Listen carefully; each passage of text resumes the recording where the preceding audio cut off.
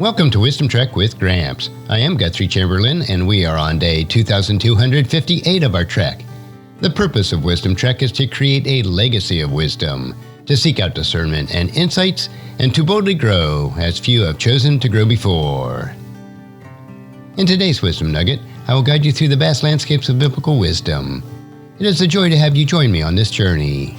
Today our exploration takes us into the insightful verses of Proverbs chapter 17, verses 1 through 7, from the New Living Translation. As we delve into these verses, let's seek the timeless wisdom that can guide us in building stronger relationships, managing conflicts, and cultivating wise and discerning hearts. So without further delay, let's strap on our hiking boots and head into the wisdom of Proverbs. Verse number 1. Better a dry crust eaten in peace than a house filled with feasting and conflict. This verse sets a tone for our exploration, emphasizing the value of peace over abundance, especially when it comes with conflict. So what is the solution to fostering peace in our relationships, even when our resources are limited? We need to prioritize peace in relationships, recognizing the greater value of peace over abundance, prioritizing cultivating peace in our relationships, even if it means simplicity in our material possessions. Now let's explore verse 2.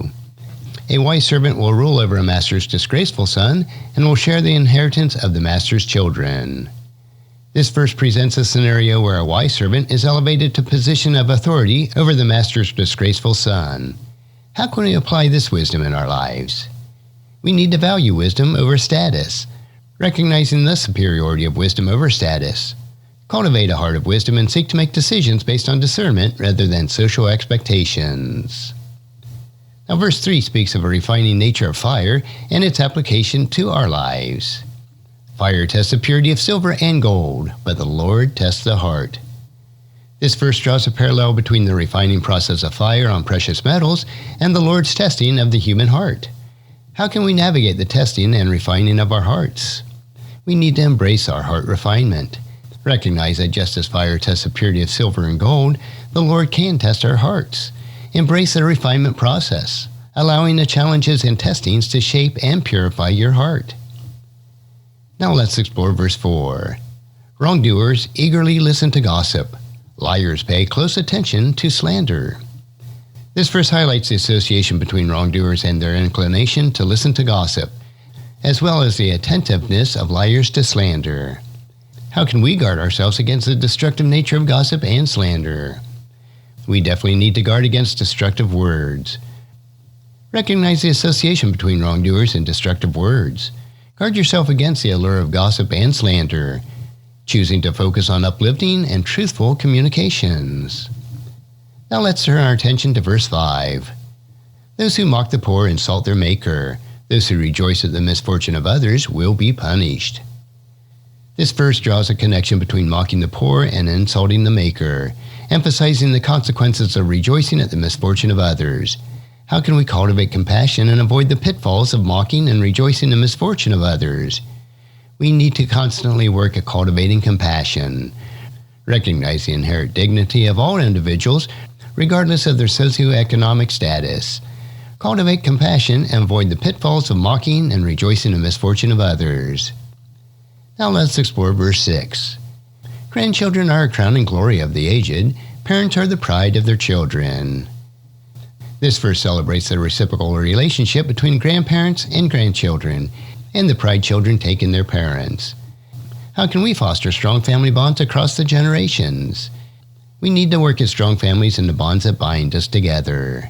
Recognize the beauty of the intergenerational relationships. Foster strong family bonds by cherishing the wisdom of the aged and instilling pride in the hearts of the younger generation for their parents. Now let's explore verse 7.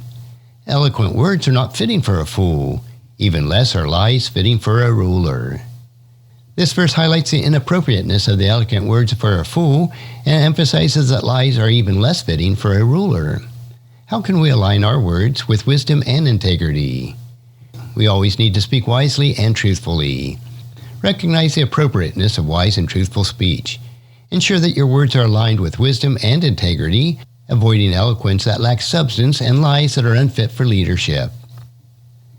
And there you have it, my friends, a profound exploration of Proverbs chapter 17, verses 1 through 7 from the New Living Translation.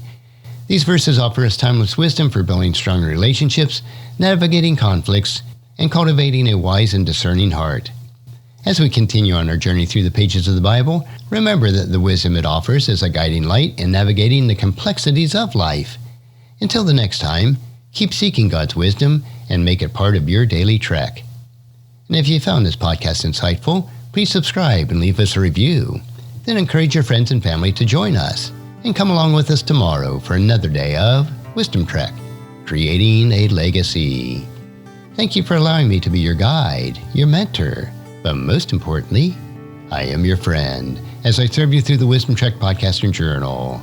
And as we take this trek of life together, let us always live abundantly, love unconditionally, listen intentionally, learn continuously, lend to others generously, lead with integrity, and leave a living legacy each day.